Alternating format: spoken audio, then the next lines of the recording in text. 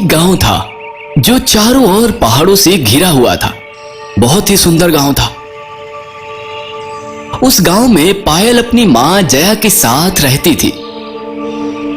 पायल के बचपन में ही उसके पिताजी गुजर गए थे, इसलिए जया अपनी बेटी को बहुत लाड़ प्यार से पाली।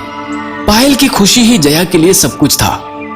कुछ समय बाद पायल की पड़ोस गांव में बहुत ही अमीर लड़के शौरी ठाकुर के साथ शादी हुई। काफी धूमधाम से शादी हुई। शादी के काफी समय बीत चुके थे, पर पायल के कोई बच्चे नहीं थे। कई वैद्य के पास गए पर कोई लाभ ना हुआ। रो मत पायल, कोई बात नहीं। गद्वाल में एक नामी डॉक्टर है, हम वहां चलेंगे। किसी डॉक्टर के पास नहीं जाना है, शायद मेरे नसीब में बच्चे नहीं हैं। छी, कोई स्वाद नहीं है। तुम्हारे चेहरे के जैसे बच्चा तो पैदा नहीं कर सकती, कम से कम खाना तो स्वादिष्ट बनाओ। कुछ दिनों के लिए शौरी ठाकुर काम से बाहर गया। यही मौका था। सासू माँ पायल को खरी खोटी सुनाती थी। देखो बहू, शादी के 5 साल गुजर गए, तुम्हारा तो कोई बच्चा नहीं होगा। मैं अपने बेटे की दूसरी शादी करवाना चाहती हूँ। तुम एक नौकरानी की तरह इस घर के कोने में पड़े रहना, वरना अपनी मायके चली जाओ। तुम एक नौकरानी की तरह इस घर के कोने में पड़े रहना, वरना अपनी मायके चली जाओ। सासू माँ सही कह रही है, मेरी वजह से मेरे पति भी दुखी हैं। मैं अपनी माँ के पास चली जाऊंगी। यह सोचकर पायल अपने मायके चली गई।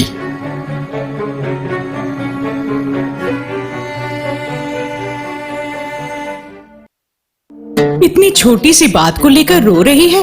मैं हूं ना, कल हम सर्प केतु जी के दर्शन करने के लिए चलेंगे। तुम निश्चिंत होकर सो जाओ।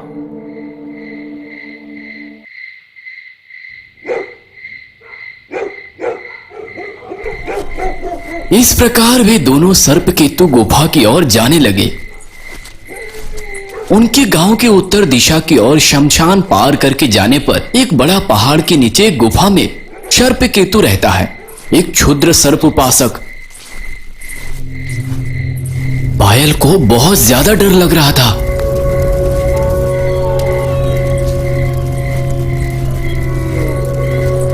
माँ, हम कहाँ जा रहे हैं? इस शमशान को देखकर मुझे बहुत डर लग रहा है। चलो वापस चले जाते हैं।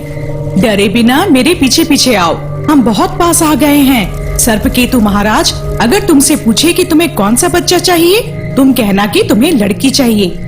लड़की हो या लड़का, माँ बनूं मेरे लिए बहुत है।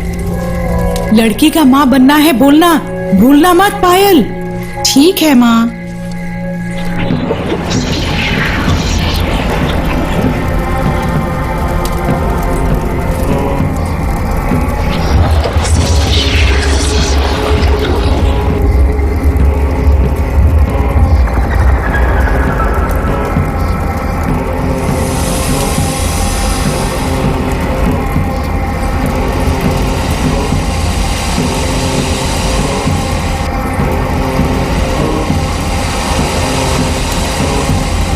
मृत्यु सर्प माया सर्प प्रेत सर्प आवाहयामी आवाहयामी आवाहयामी।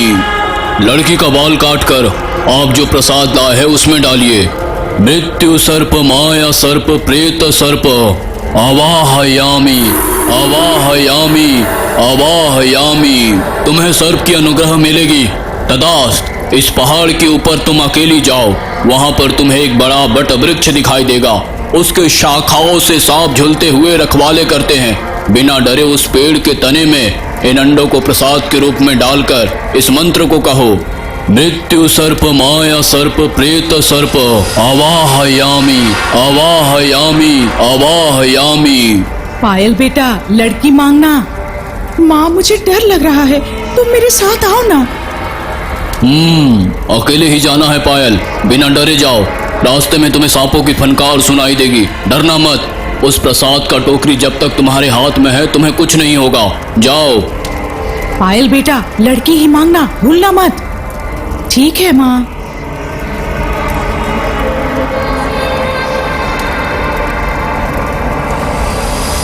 बच्चा होने के बाद सर्परानी क्या मांगती है इस बारे में अपनी बेटी को बताया तो? बताया महाराज, बताया।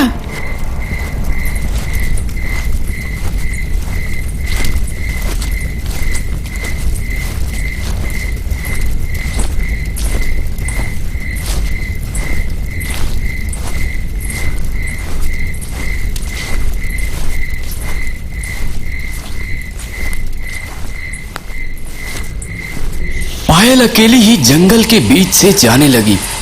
पूरा अंधेरा, लाल रंग की आंखें उसकी तरफ देख रही है, फनकार सुनाई दे रही है।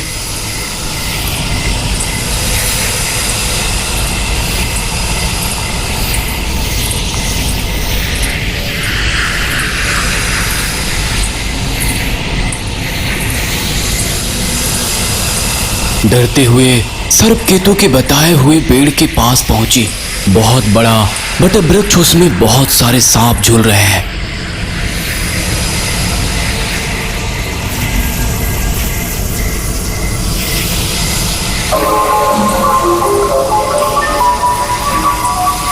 मृत्यु सर्प, माया सर्प, प्रेत सर्प, आवाहयामि, आवाहयामि, आवाहयामि। ओ भगवान, तुम्हें संतान योग नहीं दिया है बालिका, पर तुम मुझ पर विश्वास करके आई हो। पर ये शैतान सांप तुम्हें संतान वर दे रही है। मांगो तुम्हें जो मांगना है। बेटी चाहिए या बेटा चाहिए? माँ बेटी मांगने बोली, मगर बेटा हो तो मेरी सासू खुश हो जाएगी। वंग शंकर को देने की वजह से मुझे सिर पर बिठा कर रखेगी। मुझे बेटा चाहिए। ठीक है, अगले पूर्णिमा को तुम्हारे घर के नीचे वाले कुएं में 7 अंडों को डालकर मेरी मंत्र को पढ़ना, तुम्हें बेटा होगा। जाओ।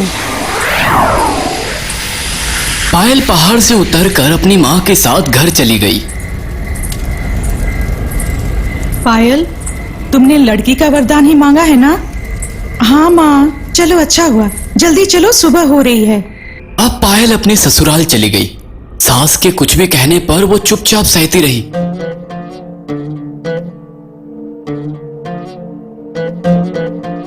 और वो पूर्णिमा का इंतजार कर रही थी। पायल को जिस पूर्णिमा का इंतजार था, आखिर वो पूर्णिमा आ ही गया।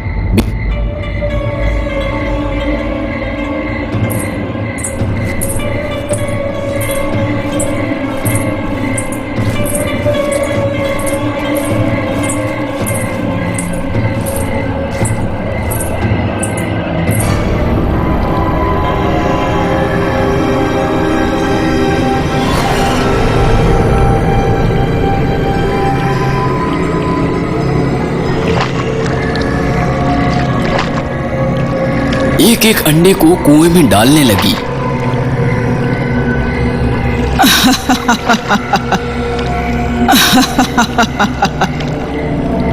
मृत्यु सर्प, माया सर्प, प्रेत सर्प, आवाहयामि, आवाहयामि, आवाहयामि।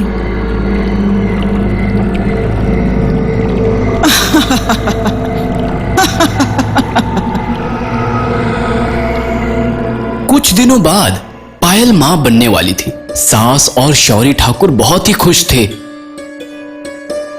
शैतान नागिन के कहने के मुताबिक ही पायल को एक बेटा हुआ। हे भगवान, भगवान की दया से हमारा वंश शंकर पैदा हुआ है। अपने नाती को देखने के लिए जया आई थी, पर वो बिल्कुल खुश ना थी। किसी को सामने नात देखकर वो बोली, पायल, ये तुमने क्या किया? मैंने क्या किया माँ? उस दिन मैंने तुमसे क्या कहा? लड़की मांगने के लिए कहा था ना मैंने। अगर लड़की होती तो मेरी सास इतनी खुश ना होती। लड़का हुआ है इसलिए मुझे इतना प्यार से देख रही है। तुमने बहुत बड़ी गलती कर दी। तुम्हें अब तो ईश्वर ही बचा सकते हैं। क्यों ऐसा कह रही हो माँ? कुछ भी नहीं, तुम थोड़ा सावधानी से रहना। अब मुझे जाना होगा। ऐसा कहकर जया अपनी गांव चली गई। असल कहानी तो अब शुरू हुई है पायल।